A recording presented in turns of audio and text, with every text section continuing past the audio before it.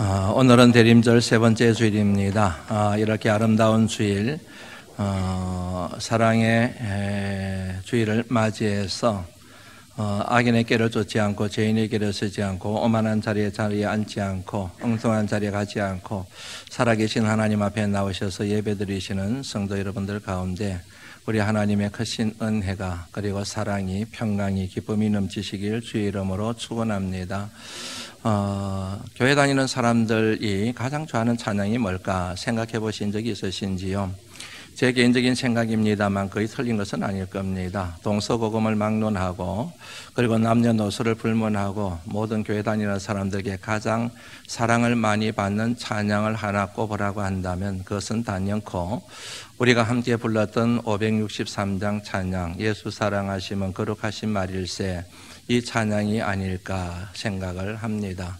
미국에서 공부를 할 때 각국에서 온 학생들과 함께 공부를 했습니다. 그들과 체퍼를 많이 드렸죠. 그때마다 가장 많이 불렀던 찬양이 바로 이 찬양이었습니다. Jesus loves you라고 하는 이 찬양 가사, 이 찬양을 가장 많이 불렀던 것 같아요. 타국으로 선교를 가는 선교사님들이 그 현지에 가서 가장 먼저 현지어로 번역하여 보급하는 찬양이 바로 이 찬양이라고 합니다. 교회마다 미션 트립을 가거나 비전 트립을 갈 때도 특송을 준비해 가잖아요. 특송을 준비해서 갈 때 다른 찬양도 물론 해가지만은 그래도 비율적으로 가장 높은 우선순위를 차지하는 찬양이 바로 예수 사랑하심은 거룩하신 말일세라는 이 찬양이라고 합니다. 그만큼 교회 다니는 사람들에게 이 나라 그리스도인이든 저 나라 교회 다니는 사람이든지 간에 정말 인기 많고 사랑을 많이 받는 찬양이 그 찬양이라는 것이지요. 아마 이 자리에 계신 여러분들 가운데도 이 찬양을 좋아하는 분들이 꽤 많으실 것 같습니다. 저도 되게 좋아합니다. 가장 좋아하는 찬양 가운데 하나이기보다는 가장 좋아하는 찬양인 것 같아요. 왜 이처럼 많은 사람들이 이 찬양을 좋아할까? 이유는 간단합니다. 이 찬양에는 거룩한 능력이 있기 때문입니다.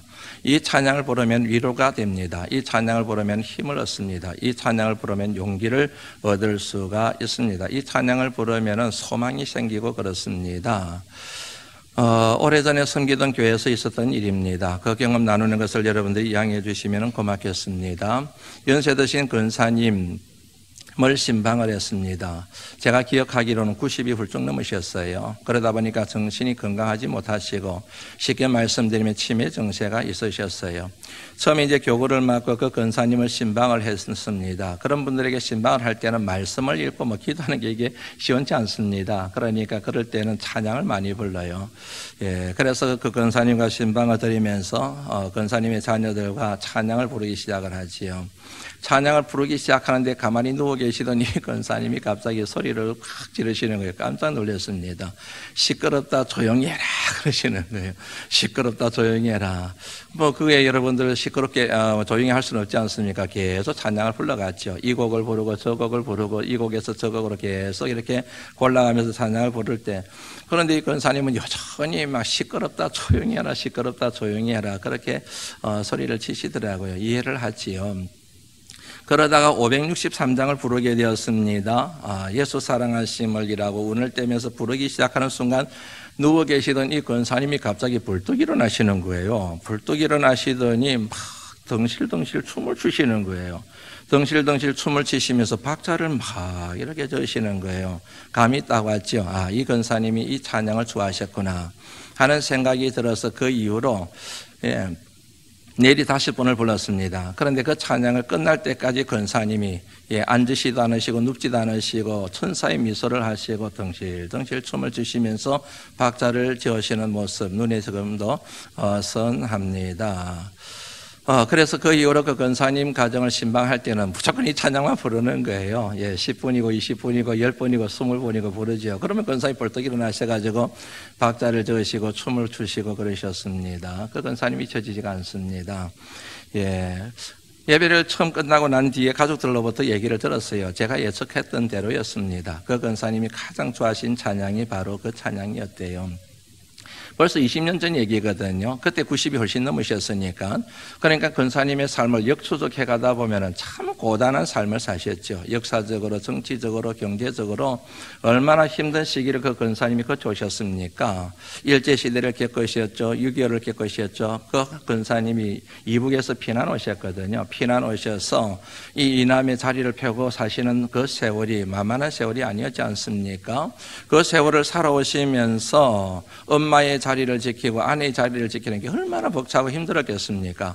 그럴 때마다, 힘들 때마다, 절망적일 때마다, 눈물이 앞을 가릴 때마다 이 찬양을 힘삼고 살아가셨음을 그 가족들을 통해서 얘기를 듣게 되었다는 얘기입니다.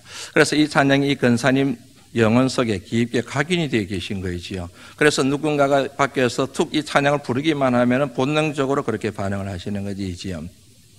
지금까지 목회를 하면서 이 찬양에 그리 반응하시는 분들을 많이 뵀습니다. 제 아버님을 좀 소개하고 싶어요. 5년 반 전에 돌아가셨거든요. 저희 아버님이 가장 좋아하신 찬양이 바로 이 찬양이셨습니다. 저희 아버님이 이 찬양을 너무너무 좋아하셨고요. 이 찬양을 부르면 막 생기가 넘쳐나던 모습이 지금도 눈에 선합니다. 돌아가시기 얼마 전에 병원에 좀 입원해 계셨거든요. 예, 입원해 계셨습니다. 근데 병원에 입원해 계실 때 이제 찾아뵈면 힘이 없어지지요. 예, 정신도 조금씩 이상형을 보이셨고 그러셨거든요. 근데 병원에 찾아가서 저희 아버님하고 무조건 찬양 부르는 게 이거예요. 이 찬양을 부르면요, 저희 아버님이 갑자기 얼굴에 생기가 확 피어나는 거예요. 지금도 그 모습이 눈에 선합니다.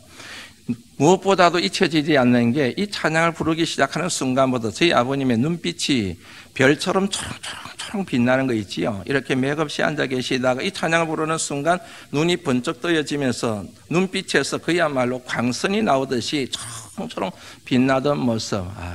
지금도 정말 예, 머릿속에 강력하게 각인이 되어져 있습니다. 그리고 따라 부르세요. 그러면은 여러분 얼마나 힘차게 부르시는지 모릅니다. 아픈 분이라고 생각할 수 없을 정도로 힘차게 이 찬양을 부르세요. 부르다가 저는 설 빠져버리지요. 안 부른다는 얘기입니다. 그러면 저희 아버님이 힘차게 끝까지 부르세요. 다 기억하고 계시다가. 그래서 저희 아버님이 돌아가시고 난 다음에 이 찬양의 배경이 되는 요한복음 3장 16절 말씀을 비석에다 이렇게 새겨드렸습니다. 왜 이처럼 많은 사람들이 이 같은 찬양에 이처럼 할까? 이유는 간단하죠. 앞서 말씀드린 것처럼 이 찬양이 힘이 있거든요. 이 찬양에 힘이 있습니다. 능력이 있습니다. 치유하는 힘이 있고요. 소망을 주는 힘이 있고요. 용기를 북돋아주는 힘이 있습니다. 왜 이 같은 찬양에 이 같은 힘이 있을까? 그 이유도 간단해요. 하나님의 사랑을 노래하고 있기 때문에 그렇습니다. 하나님의 크신 사랑, 무한하신 사랑을 하나님 사랑을 노래하고 있기 때문에 그렇지요. 내가 연약해도, 내가 부족해도, 내가 가진 것이 없어도, 내 삶을 내 자신이 봤을 때 너무 초라해도, 내가 죄인이라서 과연 천국 갈 수 있을까라는 그런 두려움에 휩싸여 있을지라도, 그럼에도 불구하고 하나님이 여전히 나를 사랑하신다. 나를 귀히 여기신다. 나와 함께 하시고 나와 동행하신다. 그 사랑으로 인하여 나로 하여금 천국에 들어가게 하실 거다. 이 같은 하나님의 사랑을 노래하고 있는 찬양이기 때문에 그처럼 많은 사람들이 그 찬양을 사랑하고 있는 것이지 않겠습니까? 그런데 그 사랑이 보통 사랑이 아니지요. 평범한 사랑이 아닙니다. 구별된 사랑, 거룩한 사랑인 것이지요. 왜냐하면 사랑받을 가치가 전혀 없는 대상을 사랑하셨잖아요. 사랑받을 가치가 전혀 없는 대상을 사랑하시되 그냥 사랑하신 것이 아니고 지극히 사랑하시고 죽기까지 사랑하신 그 사랑을 노래하고 있지 않습니까?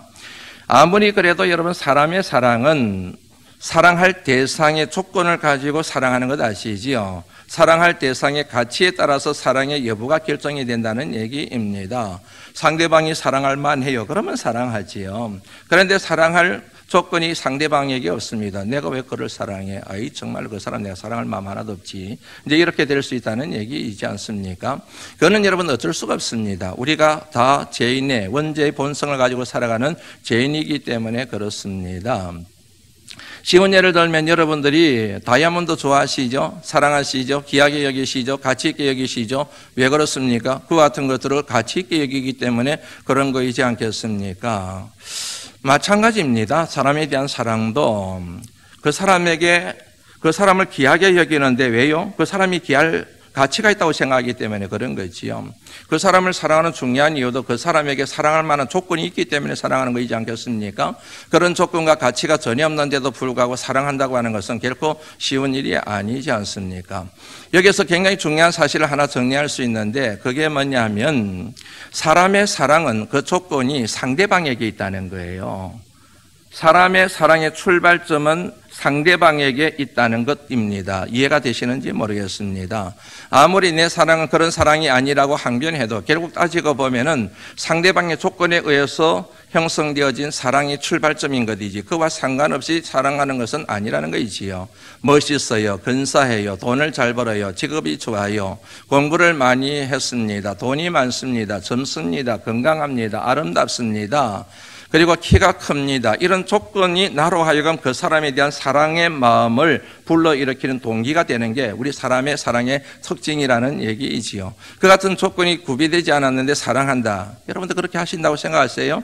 그게 가능하다고 생각하세요? 불가능한 일이지요.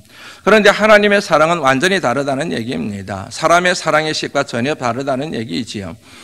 사람의 사랑의 출발점이 상대방의 조건에 의해서 결정이 된다고 한다면 하나님의 사랑의 조건은 하나님 자신에게 있다는 것입니다. 사람의 사랑의 출발점이 상대방에게 있는데 반해서 하나님의 사랑의 시작점은 하나님 자신에게 있다는 얘기이지요. 왜냐하면 하나님이 사랑이시기 때문에. 그러므로 어떤 환경도 어떤 사람의 조건도 하나님의 사랑을 제한하거나 하나님의 사랑을 방해할 수가 없습니다. 왜냐하면 하나님 자신이 사랑이시기 때문에. 그러므로 여러분 아무리 병약해도 아무리 가진 것이 없어도 아무리 내가 내 인생을 봤을 때 초라할지라도 그럼에도 불구하고 하나님은 여전히 우리를 사랑하실 수밖에 없는 것이지요. 기이 여길 수밖에 없고 더욱 기이 여길 수밖에 없는 하나님의 사랑. 다시 말씀드리지만 하나님의 사랑의 조건은 외부에 있는 것이 아니라 하나님 자신에게 있고 하나님의 사랑의 출발점은 외부의 사람으로부터 시작되는 것이 아니라 사랑이신 하나님 자신으로부터 시작되기 때문에 563장 가사가 다 좋습니다. 전에도 몇 번 간증했던 것처럼 그 가운데서 저는 3절이 정말 좋습니다. 참 제가 힘들 때 3절을 부르면서 항상 위로를 얻고 용기를 얻습니다. 내가 연약할수록 더욱 기히 여기사. 내가 연약할수록 더욱 기히 여기사. 이것이 바로 하나님의 사랑을 가장 잘 설명해 놓은 그런 진술이지 않을까 하는 생각을 합니다. 내가 연약해요. 가진 것이 없습니다. 내가 못났습니다. 부족한 게 많습니다. 내가 내 인생을 봐도 초락이 이럴 때가 없습니다. 천악이 이럴 때가 없습니다. 볼품이 없습니다. 그런 내 인생에 대하여 세상은 구박합니다. 멸시합니다. 귀하게 여기지 않습니다. 사랑하지 않습니다. 멸시하고 조롱하기까지 합니다. 왜 그런 줄 아시지요? 세상은 여러분 나를 사랑한 것이 아니라 내가 가진 것을 언제나 사랑하기 때문에 그런 것입니다. 나를 사랑해 줘야 되는데 나를 사랑하는 게 아니고 내가 가진 것을 사랑하는 거예요. 내가 가진 아름다움, 내가 가지고 있는 물질, 내가 가지고 있는 실력, 내가 가지고 있는 능력, 내가 가지고 있는 지위, 내가 가지고 있는 어떤 외형적인 것, 그런 것 때문에 나를 사랑하는 거예요. 그런데 그런 것들이 없어지거나 그런 것들이 사라져버리면은 그렇게 친구되고 나를 사랑하고 나를 가까이 하려고 했던 모든 사람들이 다 떠나가 버리고 말지요. 왜 그러느냐 하면 나를 사랑한 게 아니라 내가 가진 것을 사랑했거든요. 그러니까 가진 것이 없는 마당에 그 사람 볼 일이 없지 않겠습니까? 그런데 하나님의 사랑은 그렇지 않다는 것이지요.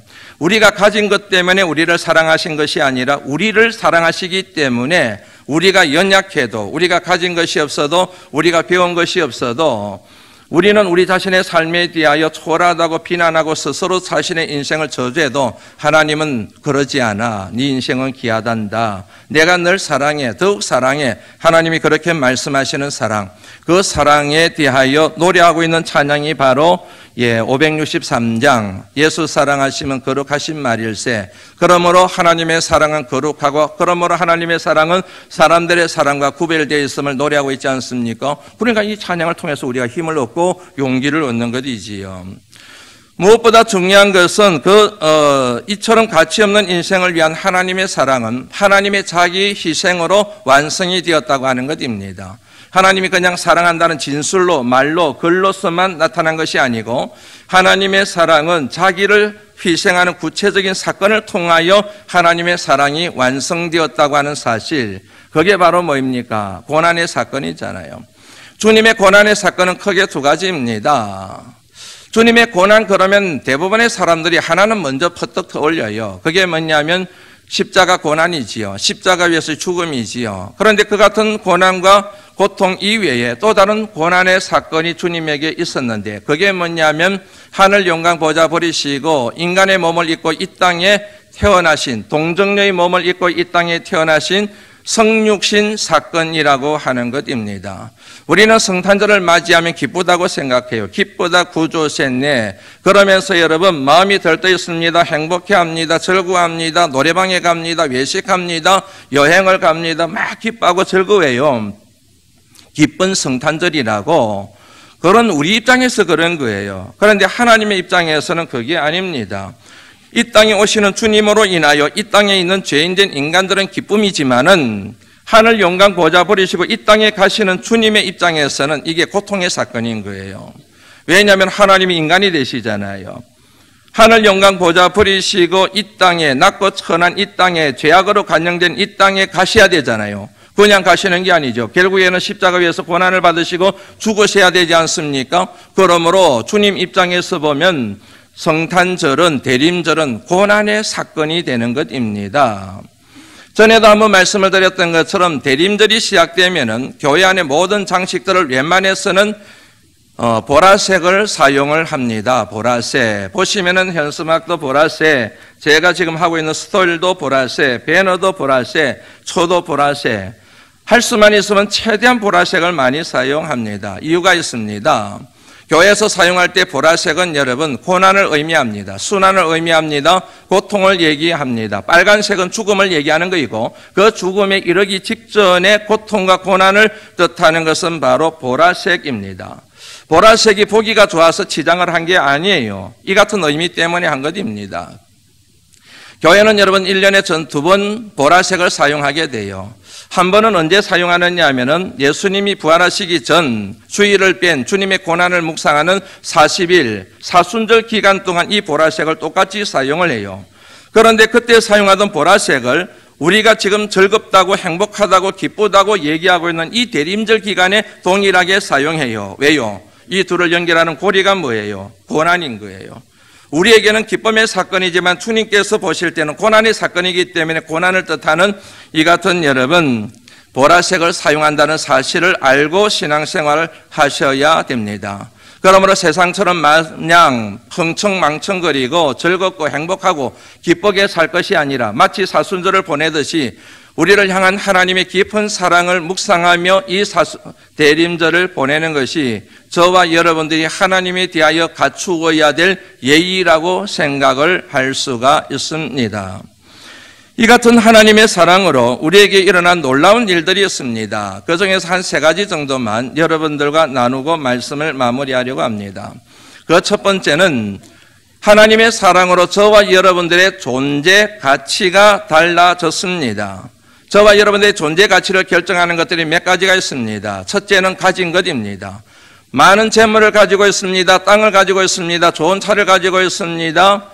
좋은 직장을 가지고 있습니다. 그것이 내 존재 가치를 결정한다고 해요. 그 다음에 또 다른 것이 있습니다. 그것은 내가 하는 일입니다. 내가 하는 일이 내 존재 가치를 결정합니다. 힘든 일을 합니다. 일용직을 하고 있습니다. 그러면 내 존재 가치가 낮다고 생각하는 거예요. 그 다음에 전문직에 있습니다. 그러면 내 존재 가치가 높아진다고 생각하는 게 이게 세상의 식입니다. 그런데 하나님 말씀에 비춰봤을 때 저와 여러분들의 존재 가치를 결정하는 것은 하나밖에 없습니다. 그것은 바로 하나님의 사랑입니다. 아무리 여러분 하는 것이 시원찮아도 그리고 가진 것이 없다고 할지라도 하나님의 사랑을 입은 사람들은 이 세상에서 가장 가치 있는 존재가 되었는데 그 사람들이 바로 저와 여러분들인 줄로 믿습니다. 이 같은 여러분 사실을 설명하기 위하여 가장 좋은 예라고 여겨져서 정정하는 것 같아요. 경매장에서 되어진 일입니다. 경매 물품이 다 팔려갔습니다. 하나만 남겨두고 하나는 여러분 볼품없는 낡아 빠진 바이올린이었습니다. 같은 바이올린이 하나 남아서 이제 경매 붙이는 사람의 경매를 붙였어요. 100불부터 시작했습니다. 우리 돈으로 하면 한 13만 원 정도 되는 돈이지요. 경매를 쭉 붙여나갔습니다. 그런데 100불에 사는 사람이 없어요. 90불로 내려갔습니다. 80불로 내려갔습니다. 그래도 사는 사람이 없습니다. 결국 내려가서 5불, 우리 돈으로 6천 원 정도까지 내려갔습니다. 형편없이 떨어진 거예요. 그만큼 가치 없는 물건이었기 때문에 그런 것입니다. 사람들이 그렇게 인식을 한 거이지요. 그러자 저 뒤에 있던 어떤 신사가 한 사람이 뚜벅뚜벅 앞으로 놓으더니 자기에게 그 바이올린을 달라고 얘기를 합니다. 그래서 경매 붙이는 사람이 그 바이올린을 주자 이 사람이 갑자기 이렇게 올리고 바이올린을 연주를 하기 시작해요. 볼품없어 보이던 그 바이올린에서 너무 아름다운 선율이 흘러나오기 시작합니다. 그곳에 있던 모든 사람들이 그 연주의 깊은 감동을 경험하게 됩니다. 그 사람은 연주를 마치고 난 다음에 경매 붙이는 사람에게 그 바이올린을 주고 또 자리로 돌아가 버려요.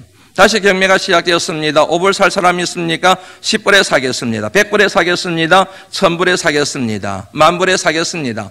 15,000불에 사겠습니다. 결국 2만 불의 그 바이올린이 팔렸다는 재미있는 에피소드가 있습니다.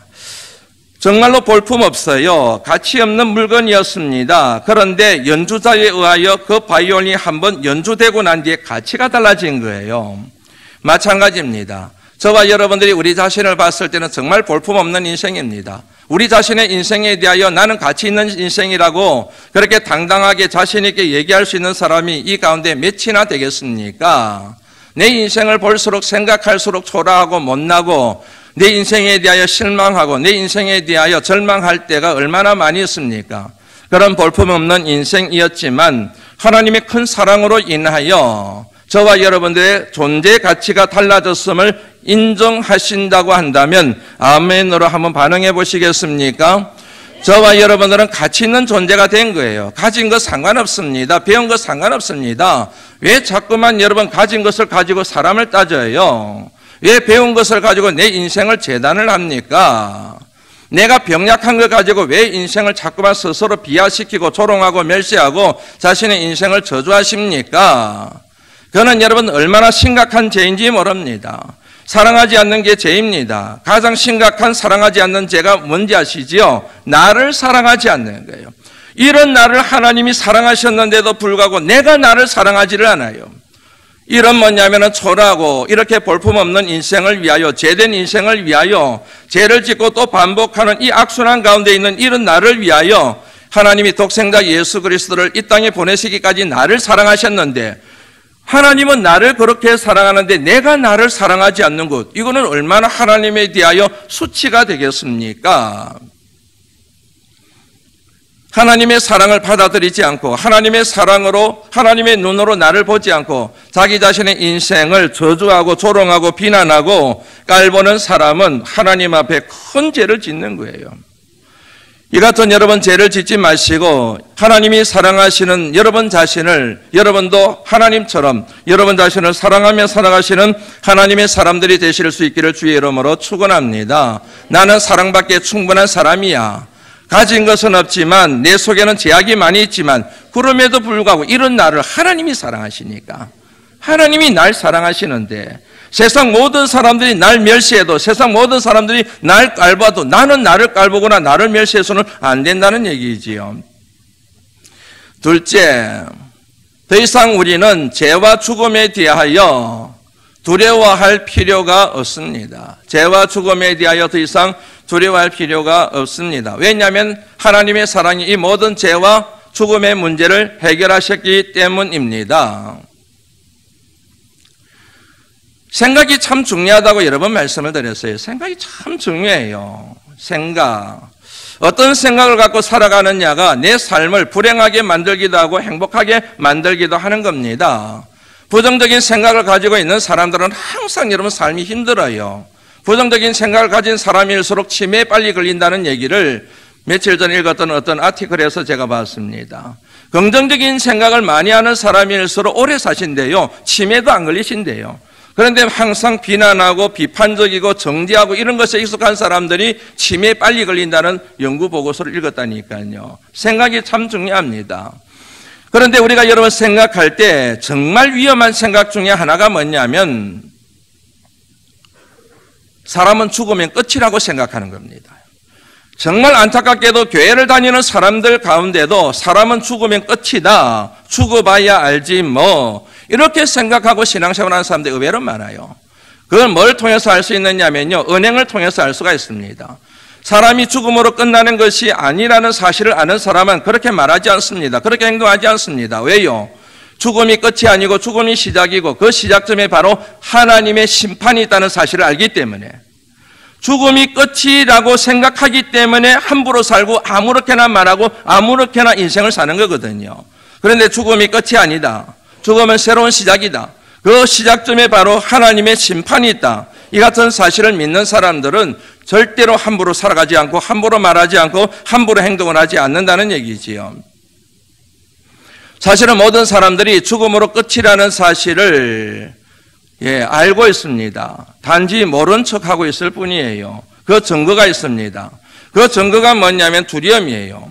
그 두려움이 우리가 마지막 순간에 죽음으로 끝나는 게 아니라 하나님의 심판이 있다는 사실을 보여주는 강력한 증거가 바로 두려움입니다. 모든 사람들에게 여러분 두려움이 있습니다. 두려움 없는 사람은 아무도 없습니다. 절대 권력을 가진 사람도 두려움이 있습니다. 부귀영화를 누리고 있는 사람들도 두려움이 있습니다. 그런데 여러분 그 두려움의 실체가 뭔지 아세요? 두려움의 실체가 바로 죽음이에요. 무엇에 대한 두려움을 느끼든 사업 실패에 대한 두려움이든 물질에 대한 두려움이든 질병에 대한 두려움이든 장래에 대한 두려움이든 모든 두려움의 끝자락에서 만나게 되는 두려움의 결정판이 뭐냐면 실체가 뭐냐면 죽음이에요. 죽음. 교회를 다니는 분들 가운데 죽음을 두려워하는 분이 있습니다. 그는 저도 아직까지 마찬가지인 것 같아요. 저 죽기 싫어요. 죽음을 두려워하는 분들이 있습니다. 시간이 지나고 세월이 지나고 연세가 들어도 죽음을 두려워하는 분들이 있습니다.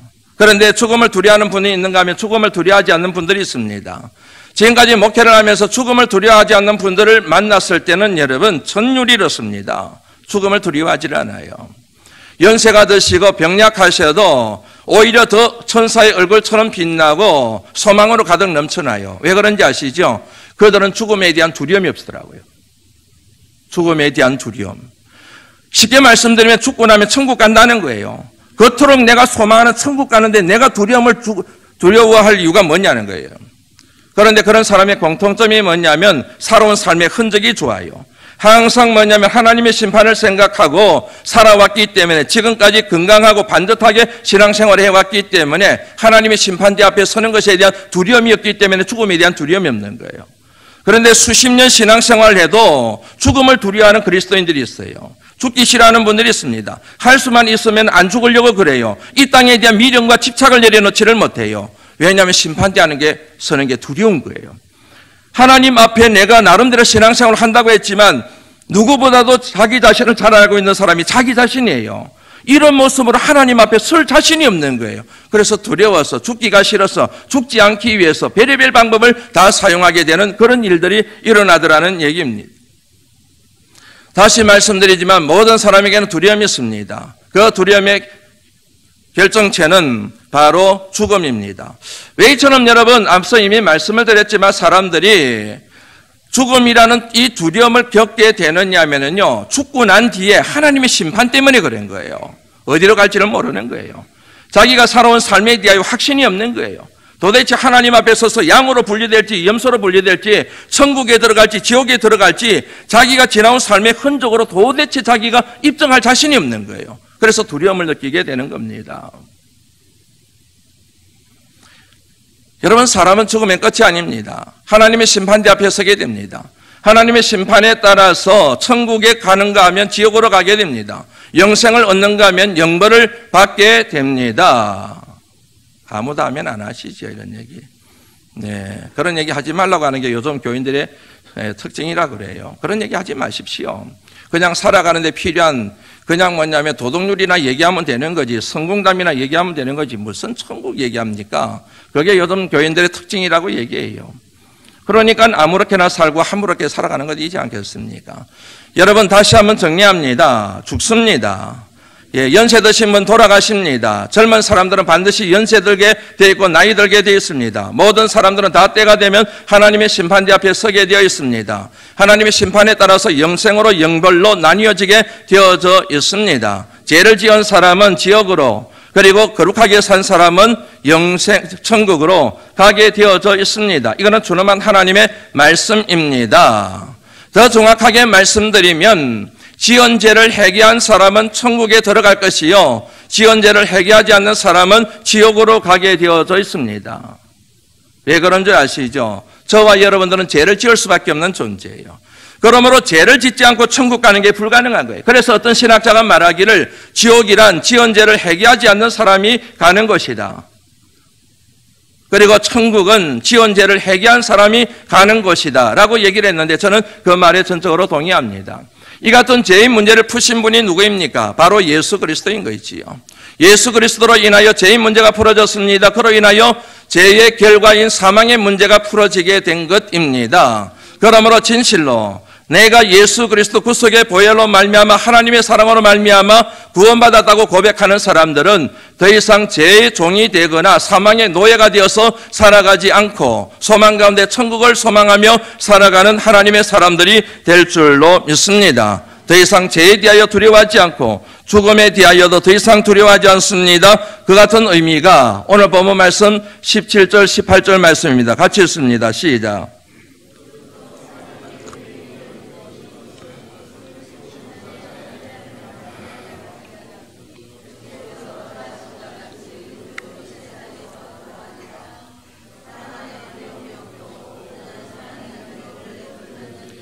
두려움에는 형벌이 있음이라. 두려워하는 자는 사랑 안에서 온전히 이루지 못하였느니라. 아멘. 563장 찬양 2절 가사도 이런 내용이에요. 나를 사랑하시고 나의 죄를 다시 써, 나를 사랑하시고 나의 죄를 다시 써 하늘 문을 여시고 들어가게 하시네. 마지막 세 번째, 하나님의 사랑을 고백하고 하나님의 사랑을 입은 자들에게는 모든 것을 할 수 있는 능력을 가진 하나님의 자녀의 권세가 주어졌습니다. 이 같은 의미를 포함하고 있는 말씀이 16절 말씀이에요. 같이 한번 읽어보고 넘어갈까요? 읽어봅니다. 시작.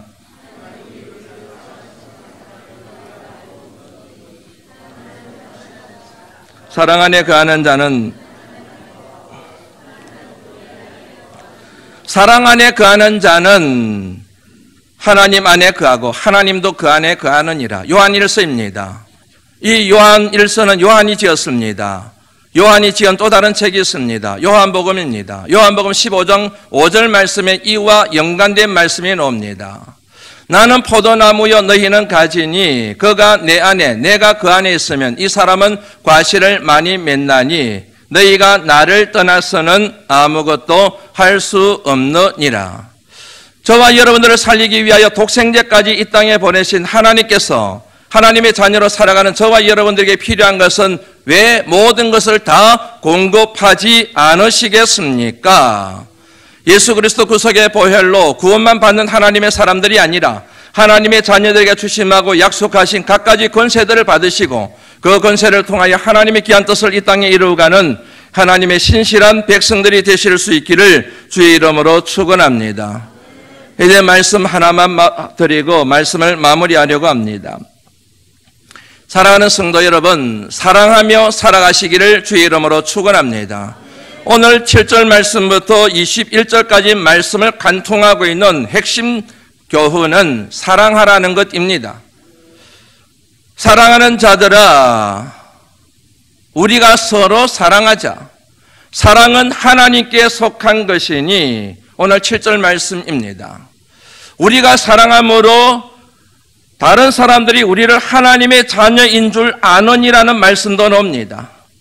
우리가 만일 하나님을 사랑을 받았다고 하면서 사랑하지 아니하면 하나님을 사랑을 받았다는 그 사랑의 고백이 거짓된 고백이라고까지 얘기하고 있을 정도로 하나님의 사람들이 하나님의 사랑을 본받아 사랑하며 살아가는 것이 중요한 가치임을 오늘 말씀이 우리에게 전하여 주고 있습니다. 사랑은 하나님께 속했습니다. 저와 여러분들도 하나님께 속한 사람들입니다. 그러므로 하나님의 사랑과 하나님의 사람들은 하나가 되는 것입니다. 저와 여러분들이 하나님의 사람임을 보여주는 가장 강력한 증거가 하나님처럼 사랑하는 것입니다. 그런데 이게 쉬운 일이 아니에요. 만만한 일이 아닙니다. 상대방의 조건에 따라서 내 사랑이 시작되고 사랑의 조건에 따라서 내가 사랑하는 여부가 결정되는 이 같은 세속적인 문화 가운데서 하나님처럼 사랑하기 위하여, 다시 말씀드리면 사랑의 조건도 내게 있고 사랑의 출발점도 상대방에게 있는 것이 아니라 내게 있는 하나님의 사랑을 이루기 위해서 이게 어떻게 쉽겠습니까? 분명한 것은 상대방의 조건에 따라서 사랑을 하게 되면은 그 사랑은 우리의 원죄 본성 때문에 불가능한 사랑이에요. 그러나 사랑의 조건을 내게 두고 내가 사랑임을 깨닫고 내가 내 자신이 사랑의 출발점임을 우리가 자각하고 사랑하고자 한다면 저와 여러분들은 원수까지도 사랑하는 그런 사랑의 사도가 될 줄로 믿습니다. 그런데 이게 쉽지가 않다는 얘기예요. 사랑받을 만한 짓을 해야 내가 사랑하지. 그런 행동을 하는데 내가 어떻게 사랑해? 나를 배반하고 배신하는데 그를 사랑해? 아니지. 내가 저주하지. 인간이 어떻게 그럴 수 있어? 세상 모든 사람들이 하는 그런 사랑의 방식을 취하면서 우리가 하나님의 사랑을 받았다고 말하는 것은 신앙의 논리적 모순이라는 얘기지요. 그냥 사랑하는 게 아닙니다. 내가 너희를 사랑한 것 같이 너희도 서로 사랑해라. 다시 말씀드리면 사람들이 사랑의 조건을 상대방에게 두는 것처럼 그렇게 사랑하지 말고 나처럼 사랑의 조건을 자기 자신에게 두고 사랑을 해라는 말씀이지 않습니까? 가능한 길이 있습니다. 13절 말씀이었습니다. 13절이었습니다. 시작.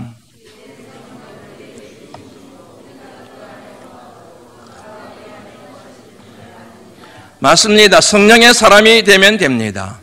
이를 위하여 하나님께서 우리에게 성령을 주신 줄로 믿습니다. 성령의 사람, 성령에 사로잡히게 되면 모든 사랑의 출발점을 내게서 시작해도 가능하게 되고 상대방이 미운 짓을 해도 어떤 말을 해도 어떤 행동을 해도 주님의 사랑으로 품고 심지어는 원수까지도 사랑하는 사랑의 사도가 될 줄로 믿습니다. 저와 여러분들의 존재 가치를 해같이 빛나게 만드는 것이 이 같은 사랑임을 우리 모두가 마음에 새기면 얼마나 좋을까 그렇게 여겨집니다. 시인을 한 명 소개합니다. 목회 컬럼 뒷면에 나와 있습니다. 주보 뒷면에 나와 있습니다. 박용재 시인입니다. 전에도 여러분들에게 한번 소개한 적이 있습니다. 시 제목이 이렇습니다. 여자 시인인데 이 시가 제가 참 좋아하는 시입니다. 사람은 사랑한 만큼 산다. 사람은 사랑한 만큼 산다. 감이 딱 오시지요. 이 시의 여러분 끝부분에 이런 내용으로 마무리되고 있습니다. 사람은 그 무언가를 사랑한 부피와 넓이와 깊이만큼 산다. 그만큼이 인생이다. 그만큼이 인생이다. 여러분 여기가 정말 중요한 의미가 담겨 있어요. 사람은 그 무언가를 사랑한 부피와 넓이와 깊이만큼 산다. 그만큼이 인생이다. 여러분 우리의 인생을 계산할 때 90에 돌아가시면 90을 살았다고 얘기합니다. 80을 살았으면 80년을 살았다고 얘기를 합니다. 그런데 여러분 세상에서는 그렇게 계산을 해도 하나님의 계산법은 그렇지 않다는 것을 아셔야 됩니다. 90년의 세월을 사셔도 사랑한 날이 하루도 없습니다. 그러면 여러분 그 인생은 헛된 인생입니다.